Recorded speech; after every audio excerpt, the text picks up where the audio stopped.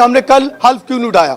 हमने कल इसलिए नहीं उठाया कि हम देखते हैं कि तमाम असम्बलियों में ऊपर अल्लाह के नाम होते, लेकिन जो भी हल्फ उठा रहे थे वो झूठ पे हल्फ उठा रहे थे। जो भी था उन्होंने फॉर्म 45 को रद्द करते हुए धांधली की बुनियाद पे असम्बली पहुंचे थे। तो कम अज कम खान का सिपाही सच्चाई के साथ अल्लाह का नाम लेता है, सच झूठ के साथ नहीं लेता। आज हम अकेले आए इसलिए कि हमें मालूम है कि आज हम जो हल्फ लेंगे तो असम्बली में हमारी हल्फ की आवाज़ गूंजेगी, सच्चाई के साथ गूंजेगी, इसलिए कि हम अपने हकीकी वोटों से जीते।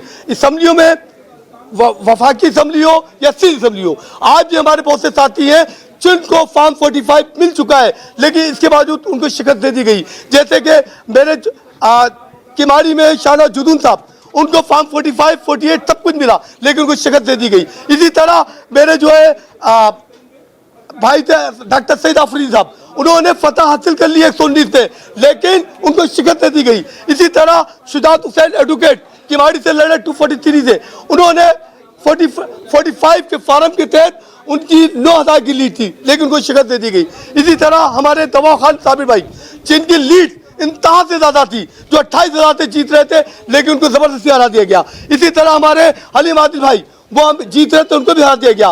खुरम शेख जमान को भी जबरदस्ती हरा दिया गया। इवन कि कराची में हमारी 17 आप इजलास शुरू हो गया, आप जाएं हल्फ ले लें और मेंबर बन जाए, फिर आ जाए 17 MLA। बहुत बहुत शुक्रिया, थैंक यू। मैं तमाम दोस्त ओके, अल्लाह हाफिज़।